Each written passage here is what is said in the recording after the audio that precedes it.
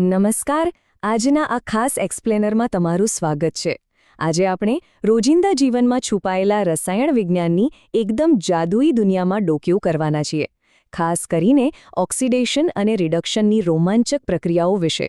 તો ચાલો વધુ રાહ જોડાવ્યા વગર સીધા જ વિષયમાં ઊંડા ઉતરીએ અને જોઈએ કે પાઠ્યપુસ્તકના નીરસ લાગતા સમીકરણો વાસ્તવમાં આપણી આસપાસની દુનિયાને કેવી રીતે ચલાવે છે. શરૂઆત એક મસ્ત પ્રશ્નથી કરીએ. જરા વિચારો, એક કાટ ખાતો મોટો લોખંડનો પુલ અને પેકેટમાં બગડી ગયેલી દુર્ગંધ મારતી બટાકાની ચિપ્સ. આ બંને વચ્ચે શું કનેક્શન હોઈ શકે? સાંભળવામાં થોડું વિચિત્ર લાગે છે ને? એક બાજુ લાખો રૂપિયાનું નુકસાન અને બીજી બાજુ ફેંકી દેવો પડતો નાસ્તો. પણ તમને જાણીને નવાઈ લાગશે કે આ બંને ઘટનાઓ પાછળ એક જ અદૃશ્ય રાસાયણિક વિલન જવાબદાર છે. ચાલો જોઈએ એ કોણ છે. આ અદૃશ્ય વિલનને પકડવા માટે આપણે એના બે મુખ્ય હથિયારો સમજવા પડશે. આ બે વિરોધી પ્રક્રિયાઓ છે, ઓક્સિડેશન અને રિડક્શન.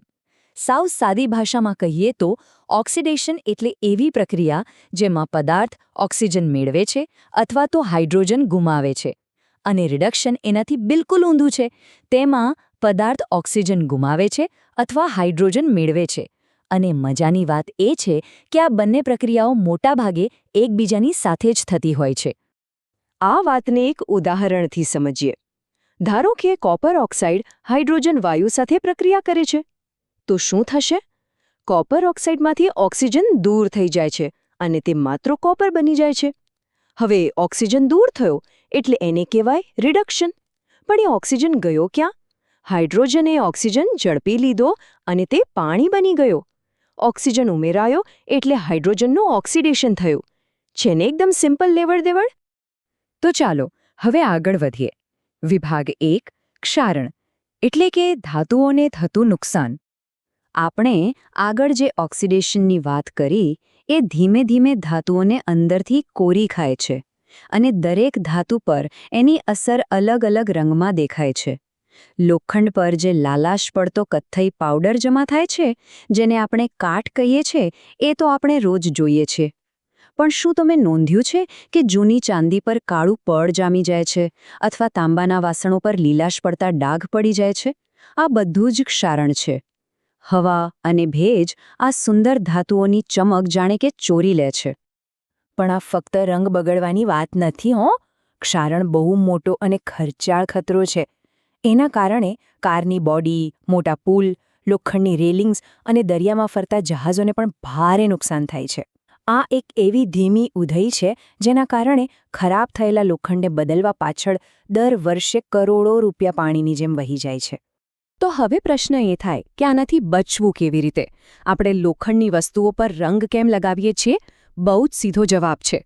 રંગનું એ પડ લોખંડની સપાટીને હવા અને ભેજના સીધા સંપર્કમાં આવતા રોકે છે. એક જાતની દિવાલ બની જાય છે. ઓક્સિજન અને ભેજ અંદર જઈ જ ન શકે તો ઓક્સિડેશન કેવી રીતે થશે? બસ આ જ રીતે રંગ લોખંડને કાટ ખાતા બચાવી લે છે. હવે વાત કરીએ એક બીજા મહત્વના મુદ્દાની.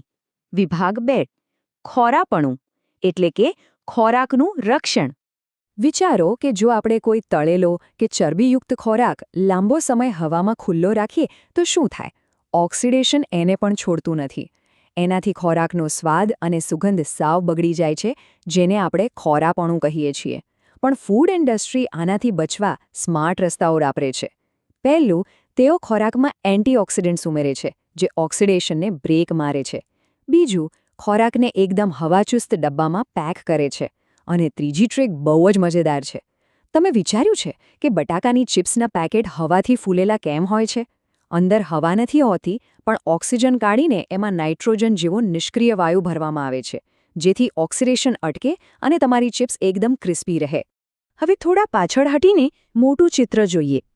વિભાગ 3, રાસાયણિક પ્રક્રિયાઓના અન્ય પ્રકારો. અત્યાર સુધી આપણે ઓક્સિડેશન અને રિડક્શનને સમજ્યા. પણ રસાયણ વિજ્ઞાનની દુનિયામાં બીજી પણ ઘણી પ્રક્રિયાઓ છે. ચાલો એને ઝડપથી સમજી લઈએ.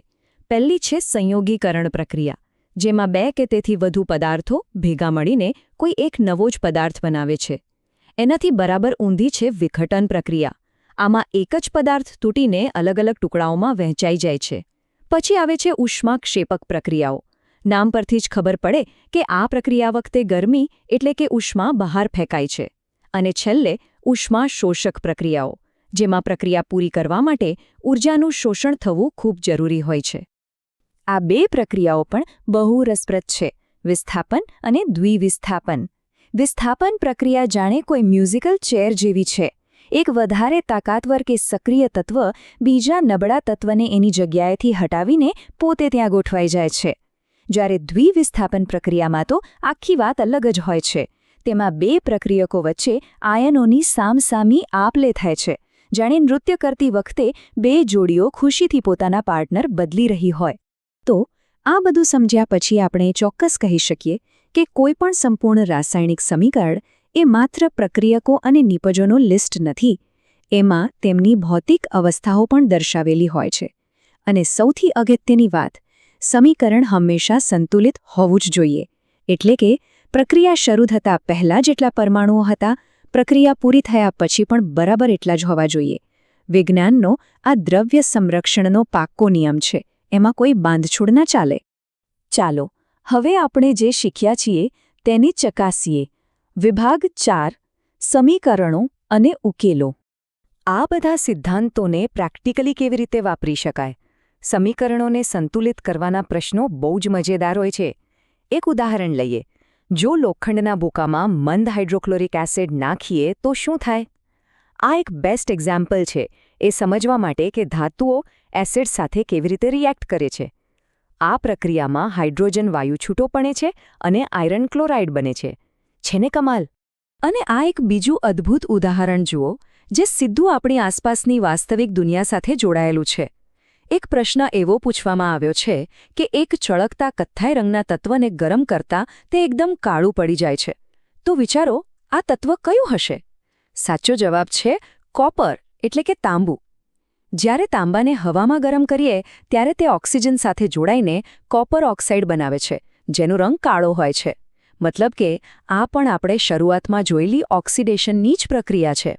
અને હવે અંતમાં તમને વિચારતા કરી દે એવો એક જબરદસ્ત પ્રશ્ન. શ્વસનની ક્રિયા એટલે કે શ્વાસ લેવાને ઉષ્માક્ષેપક પ્રક્રિયા શા માટે કહેવાય છે? જો આપણે બધા જમીએ છીએ, શ્વાસ લઈએ છીએ, આપણા શરીરના કોષોમાં રહેલો ગ્લુકોઝ એ ઓક્સિજન સાથે સંયોજાય છે અને એમાંથી ઢગલાબંધ ઊર્જા મુક્ત થાય છે. આ જ ઊર્જા તો આપણને દોડતા, કામ કરતા અને જીવંત રાખે છે. ઊર્જા મુક્ત થાય છે એટલે જ એને ઉષ્માક્ષેપક પ્રક્રિયા કહેવાય છે. જરાક વિચાર તો કરો, ચોપડીઓના પાનાઓમાં છુપાયેલું આ રસાયણ વિજ્ઞાન ખરેખર તો આપણા પોતાના શ્વાસમાં, આપણા પોતાના શરીરમાં પ્રત્યેક સેકન્ડે ધબકી રહ્યું છે. આશા છે કે આજના આ એક્સપ્લેનરથી તમને રાસાયણિક પ્રક્રિયાઓ જોવાનો એક નવો જ દૃષ્ટિકોણ મળ્યો હશે. તો પછી આવા જ કોઈ નવા રોમાંચક વિષય સાથે ફરીથી મળીશું.